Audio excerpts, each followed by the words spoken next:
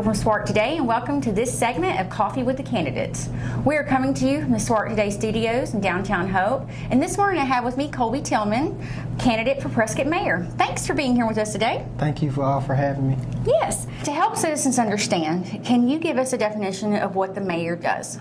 The mayor of the city of Prescott is the chief executive officer.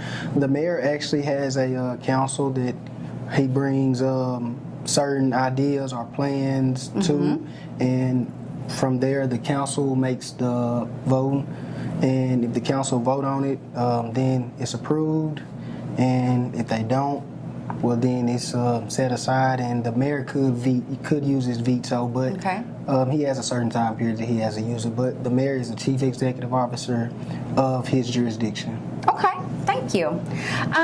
Give us a little bit about your background. Well, I'm 27 years old. I graduated from Prescott High School in 2013.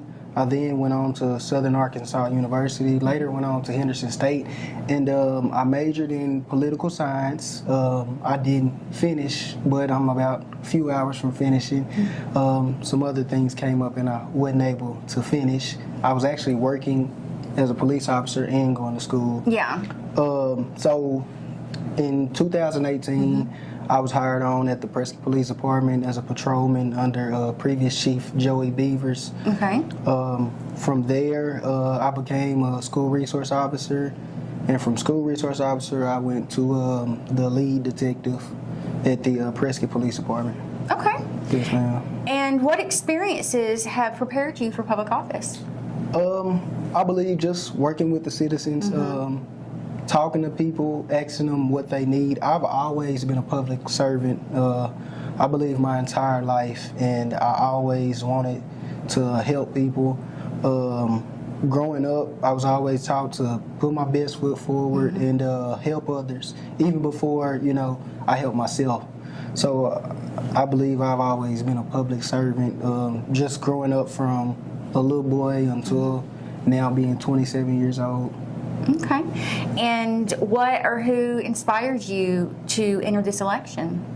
I had a lot of people to inspire me, but I think one that really stuck out is my friend. His name was Frank Ramirez Jr. He was the deputy that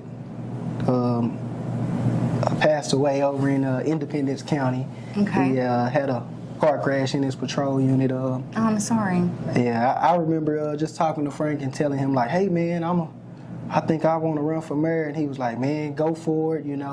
He was always a jokester. He kind of joked around and said some stuff, and we both laughed. And but he was like, "No, seriously, I think you can do it." And once he passed, it just kind of stuck with me. I said, I gotta do this, not just for me, but for Frank, for my family, my wife and my kids, but more the citizens. I believe the citizens in the city of Prescott, they deserve the best, because those citizens, they give their best day in and day out.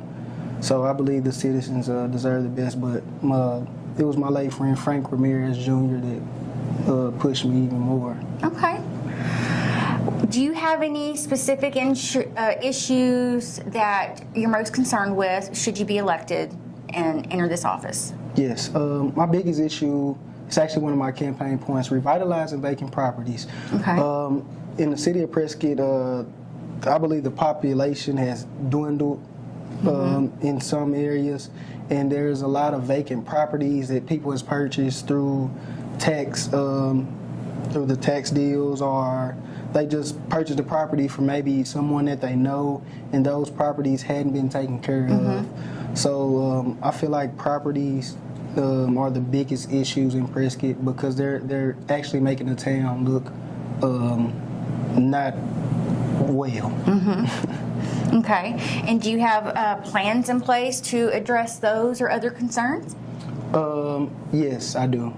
One of my plans are I want to try to get that property I know I was looking, the city of Prescott owns a lot of property right now, so I want to try to take over their property and have those houses cleaned off and resell those properties to some of the people in this area. That way they're here, they can see the property, and they can maintain it. Okay. How do you plan to involve citizens in your decision-making process? I plan to have my office to be more transparent. Okay. Right now, the city of Prescott, it's a lot of things that's unknown that the public don't know. So I plan to push more things out to the public and just make a more transparent office because it's a public office, so I feel like the citizens should know what's going on. Okay. And do you have any other improvements you want to make, whether it's administration, anything at all that you have in mind should you win?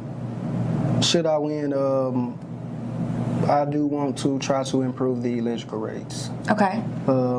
I feel like citizens shouldn't have to choose whether they're going to pay their light bill or purchase their medicine. I feel like that it shouldn't be a hard decision. So that's an issue I am going to try to tackle. All right. And for our last question, our creative question we're asking everybody. Yes, ma'am. Should you receive $1 million grant to use for the city in any way, what would you want to do with it and why? The first thing I would do, the old potlatch, I would have that area torn down, and I would take that property and I would turn it into a solar field. Okay. Solar panels right now are very big. They last about 25 to 30 years, and I would create the city of Prescott their first solar grid. Okay.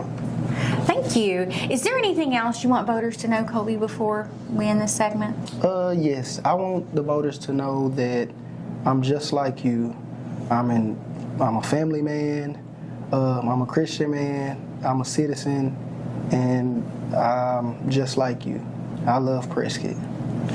Thank you so much for joining us today. Thank you for having me. And that's all we have for this segment of Coffee with the Candidates.